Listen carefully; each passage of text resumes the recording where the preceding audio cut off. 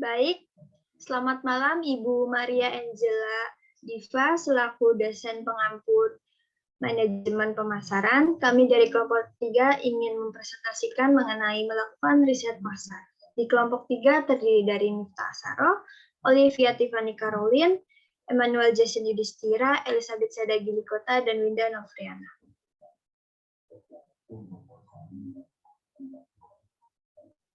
Sistem riset pasar. Manajer pemasaran sering menugaskan studi pemasaran formal tentang masalah dan peluang tertentu. Mereka mungkin meminta survei pasar, tes preferensi produk, perkiraan penjualan berdasarkan wilayah, atau evaluasi iklan. Tugas penelitian pemasaran untuk menghasilkan wawasan tentang pelanggan, sikap, dan perilaku membeli. Wawasan pemasaran memberikan informasi diagnostik tentang bagaimana dan mengapa kami mengamati efek tertentu di pasar. Dan terakhir, wawasan pemasaran yang baik sering menjadi dasar program pemasaran yang sukses. Perusahaan kecil juga dapat menyewa jasa firma, riset pemasaran, atau melakukan riset dengan cara yang kreatif dan terjangkau seperti yang pertama ada melibatkan mahasiswa atau profesor untuk merancang dan melaksanakan proyek perusahaan. Yang kedua ada menggunakan internet perusahaan dapat mengumpulkan banyak informasi dengan biaya yang sangat rendah dengan memeriksa situs web pesaing, memantau ruang obrolan, dan mengakses data yang dipublikasikan. Yang ketiga ada memeriksa pesaing, baik usaha kecil seperti restoran, hotel, atau pengecer khusus. Secara rutin mengunjungi pesaing untuk mempelajari perubahan yang telah mereka buat. Yang keempat atau yang terakhir, memanfaatkan keahlian mitra pemasaran perusahaan, riset, pemasaran, biro iklan, distributor, dan mitra pemasaran lainnya. Mungkin dapat berbagi pengetahuan pasar relevan yang telah mereka kumpulkan dan menargetkan usaha kecil atau menengah.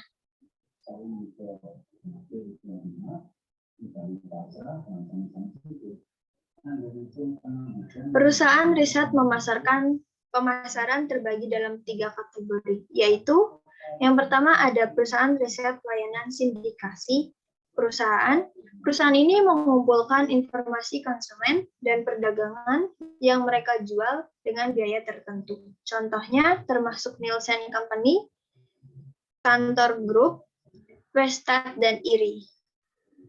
Firma riset pemasaran khusus, perusahaan ini dipekerjakan untuk melaksanakan proyek-proyek tertentu. Mereka merancang studi dan melaporkan temuan. Yang ketiga atau yang terakhir, firma riset pemasaran lini khusus. Perusahaan ini menyediakan jasa riset khusus. Contoh terbaik adalah perusahaan jasa lapangan yang menjual jasa wawancara lapangan ke perusahaan lain.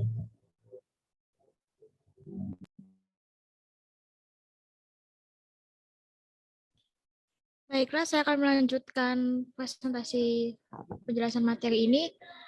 Proses riset pemasaran yang efektif akan mengikuti 6 langkah sebagai berikut. Yang pertama, tentukan masalah dan tujuan penelitian. Yang kedua, kembangkan rencana penelitian. Yang ketiga, kumpulkan informasi. Yang keempat, analisis informasi. Yang kelima, presentasikan temuan. Dan yang terakhir, buat keputusan. Langkah pertama, tentukan masalah, alternatif keputusan, dan tujuan penelitian. Manajer pemasar dan peneliti pemasar setuju untuk mendefinisikan masalah sebagai berikut. Apakah penawaran layanan internet dalam penerbangan akan menciptakan preferensi dan keuntungan tambahan yang cukup bagi America Airlines untuk membenarkan biayanya terhadap kemungkinan investasi lain dalam peningkatan layanan yang mungkin dilakukan oleh Amerika? Misalkan, manajemen menguraikan keputusan sebagai berikut. Yang pertama, haruskah Amerika menawarkan koneksi internet?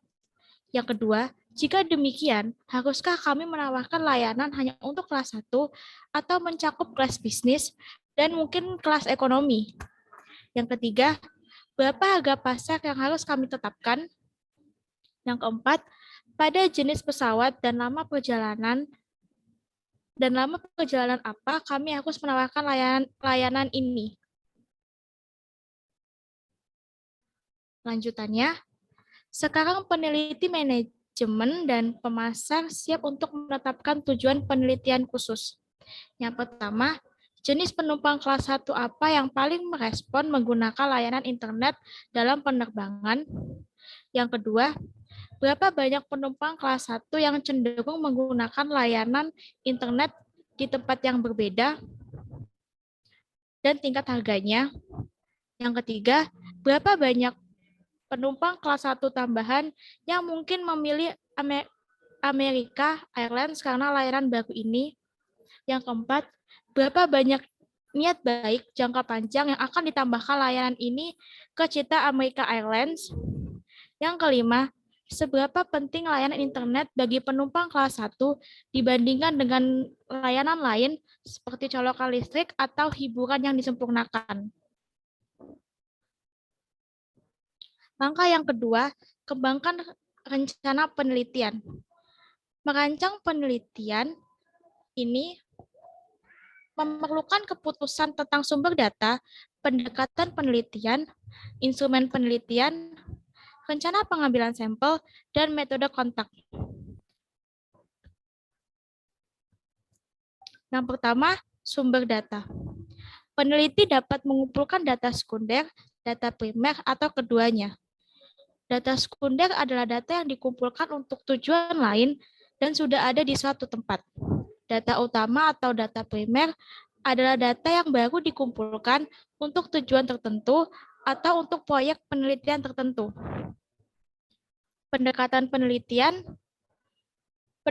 penelitian, pemasar mengumpulkan data primer dalam 5 cara utama, yakni melalui observasi, kelompok fokus, survei, data perilaku, dan eksperimen. Yang pertama, penelitian observasi. Penelitian observasi adalah peneliti dapat mengumpulkan data baru dengan mengamati pelaku dan latar yang relevan secara diam-diam saat mereka berbelanja atau mengkonsumsi produk.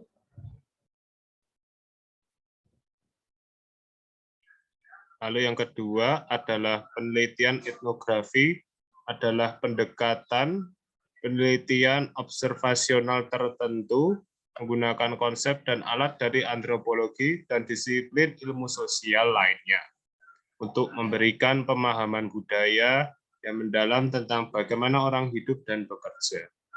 Tujuannya adalah untuk membenamkan peneliti ke dalam kehidupan konsumen untuk mengungkap keinginan yang tidak diartikulasikan, yang mungkin tidak permukaan dalam bentuk penelitian lainnya. Lalu yang ketiga, perusahaan riset survei melakukan survei untuk menilai pengetahuan, keyakinan, preferensi, dan kepuasan masyarakat untuk mengukur besaran ini dalam populasi umum, seperti yang akan kita bahas secara lebih rinci nanti pada bab ini. Banyak pemasar mengambil survei mereka secara online, di mana mereka dapat dengan mudah mengembangkan dan mengumpulkan email dan kuesioner berbasis web. Lalu yang keempat, penelitian perilaku. Pelanggan meninggalkan jejak perilaku pembelian mereka dalam data pemindaian toko, pembelian katalog, dan database pelanggan. Pemasar dapat belajar banyak dengan menganalisis data ini. Pembelian aktual mencerminkan preferensi konsumen dan seringkali lebih dapat diandalkan daripada pernyataan yang mereka tawarkan kepada peneliti pasar.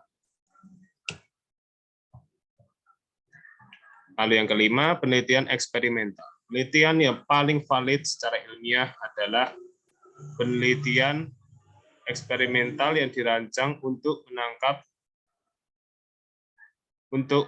menangkap hubungan sebab akibat dengan menghilangkan persaingan, penjelasan dari temuan yang diamati. Jika eksperimen dan dilaksanakan dengan baik, penelitian dan manajer pemasaran dapat memiliki keyakinan dalam kesimpulan. Instrumen penelitian itu sendiri terdiri dalam pengumpulan data primer, yaitu pertama kuesioner, pengukuran kualitatif, dan perangkat teknologi. Kuesioner terdiri dari serangkaian pertanyaan yang disajikan kepada responden. karena fleksibilitasnya sejauh ini merupakan instrumen yang paling umum digunakan untuk mengumpulkan data primer. Peneliti membutuhkan untuk mengembangkan, menguji dengan hati-hati sebelum mengolahnya dalam skala besar. Lalu yang kedua, ukuran kualitatif. Beberapa pemasar lebih menyukai metode yang lebih kualitatif untuk mengukur konsumen opini. Karena tindakan konsumen tidak selalu sesuai dengan jawaban mereka atas pertanyaan survei, kualitatif teknik penelitian adalah pendekatan pengukuran yang relatif tidak terstruktur dan memungkinkan berbagai tanggapan yang mungkin. Lalu perangkat teknologi, ada banyak minat ke dalam beberapa tahun akhir ini di berbagai teknologi perangkat.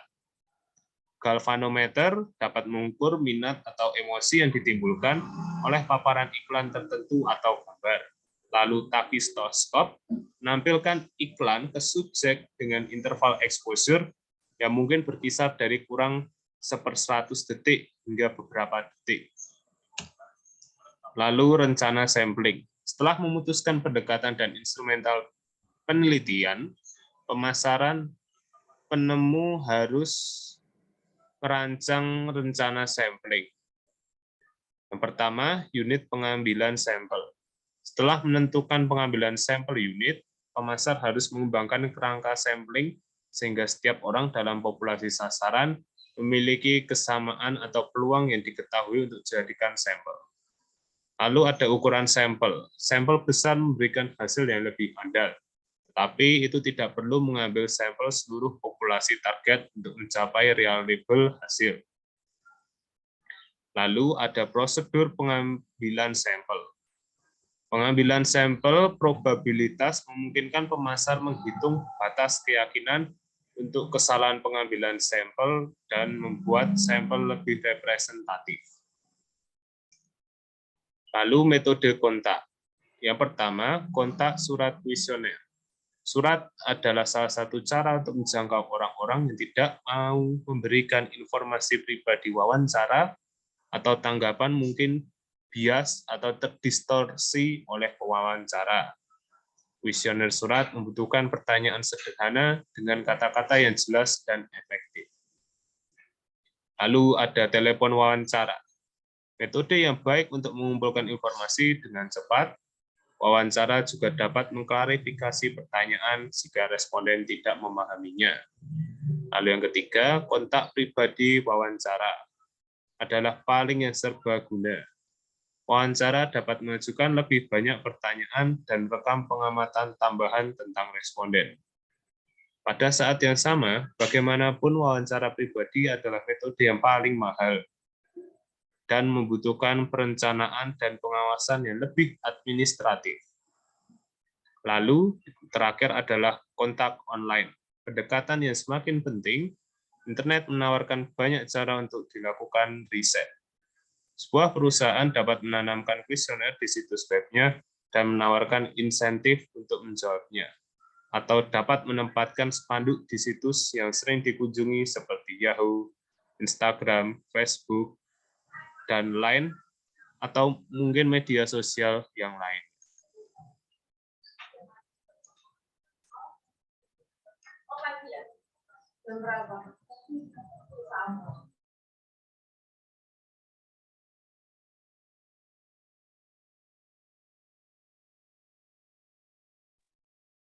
Ada pro dan kontra penelitian online. Yang pertama yaitu pro.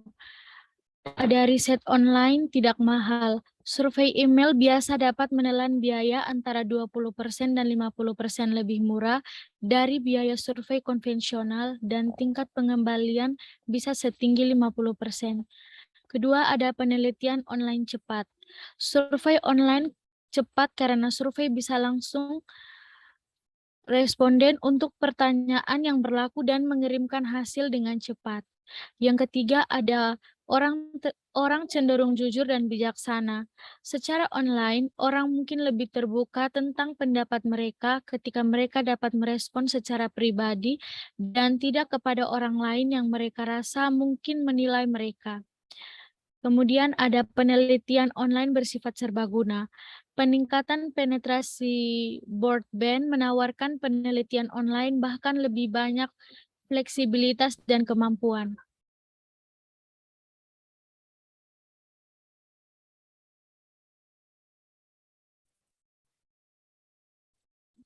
Kemudian ada kontra, berikut beberapa kelemahan dari penelitian online. Yang pertama, sampel bisa kecil dan miring. Sekitar 40% rumah tangga tidak memiliki broadband.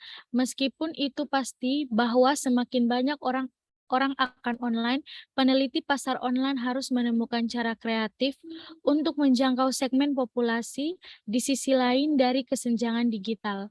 Yang kedua, ada panel dan komunikasi online dapat mengalami perputaran yang berlebihan. Anggota dapat bosan dengan upaya perusahaan dan melarikan diri, dan mungkin lebih buruk lagi, mereka mungkin tinggal dengan setengah hati ikut.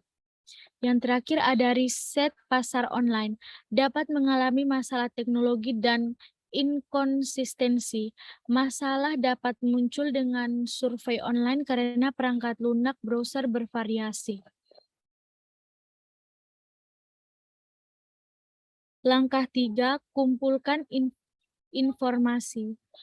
Fase pengumpulan data riset pemasaran umumnya yang paling mahal dan paling rawan untuk kesalahan.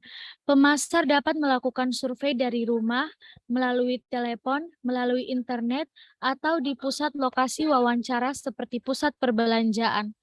Langkah keempat, analisis informasi. Langkah selanjutnya hingga terakhir dalam proses ini adalah mengekstrak temuan dengan metabulasi data dan mengembangkan langkah-langkah ringkasan. Para peneliti sekarang menghitung rata-rata dan ukuran dispersi untuk jurusan variabel dan menerapkan beberapa teknik statistik canggih dan model keputusan dengan harapan menemukan temuan tambahan. Langkah 5, presentasikan temuan. Sebagai langkah terakhir, peneliti menyajikan temuan yang relevan dengan keputusan pemasaran utama yang dihadapi pengelolaan. Para peneliti semakin diminta untuk memainkan peran konsultasi yang lebih proaktif dalam menerjemahkan data dan informasi menjadi wawasan dan rekomendasi. Langkah ke-6, buat keputusan. Manajer American Airlines yang menugaskan penelitian perlu mempertimbangkan bukti. Jika kepercayaan mereka terhadap temuan rendah, mereka mungkin memutuskan untuk tidak memperkenalkan internet dalam penerbangan melayani. Jika mereka cenderung meluncurkan layanan, temuan mendukung kecenderungan mereka. Mereka bahkan mungkin memutuskan untuk mempelajari masalah lebih lanjut dan melakukan lebih banyak penelitian. Beberapa organisasi menggunakan sistem pendukung keputusan pemasaran untuk membantu manajer pemasaran mereka membuat keputusan yang lebih baik.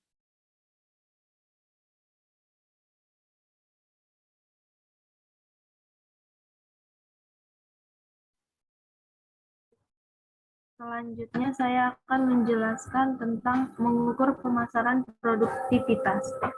Tugas penting dari riset pemasaran adalah untuk menilai efisiensi dan efektivitas kegiatan pemasaran.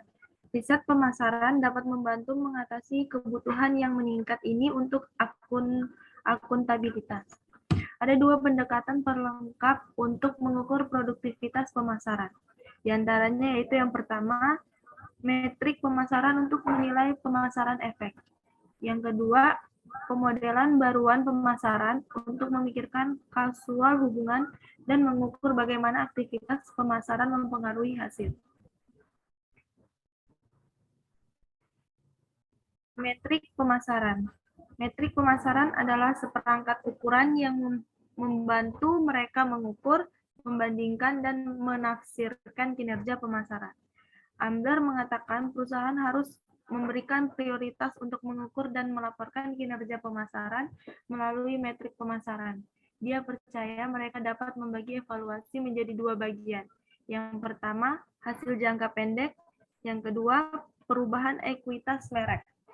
Hasil jangka pendek sering mencerminkan kekhawatiran untung atau rugi sebagai ditunjukkan oleh omset penjualan, nilai pemegang saham, atau kombinasi keduanya.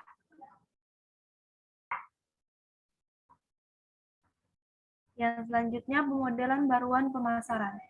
Akuntabilitas pemasaran juga berarti bahwa pemasar harus memperkirakan efeknya secara lebih tepat investasi pemasaran yang berbeda. Model baruan pemasaran menganalisis data dari berbagai sumber, seperti data pemindai pengecer, data pengiriman perusahaan, harga, media, dan promosi mengeluarkan data untuk memahami lebih tepat efek dari kegiatan pemasaran tertentu. Eva Reibestein dari Wharton mencatat 3 kekurangan dari model pasar baruan. Yang pertama, pemodelan baruan pemasaran berfokus pada pertumbuhan inkremental daripada penjualan dasar atau jangka panjang efek. Yang kedua, integrasi metrik penting seperti kepuasan pelanggan, kesadaran, dan merek ekuitas ke dalam pemodelan baruan pemasaran terbatas.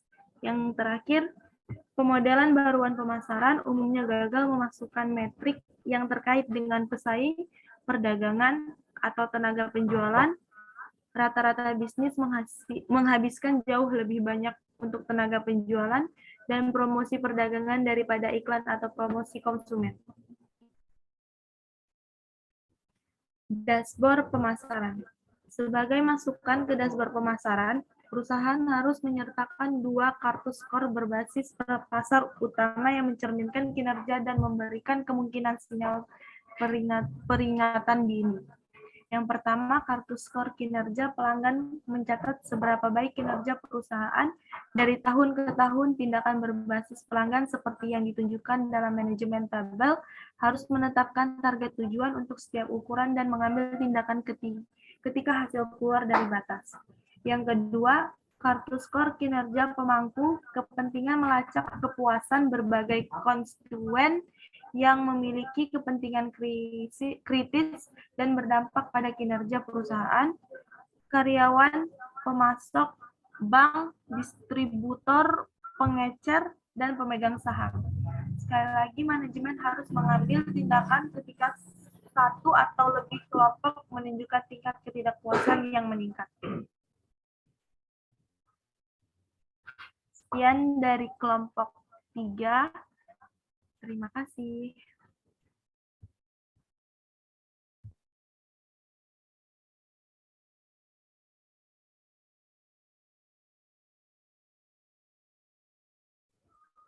Stop recording. Ini gimana? Stop ini. Bang. Ya.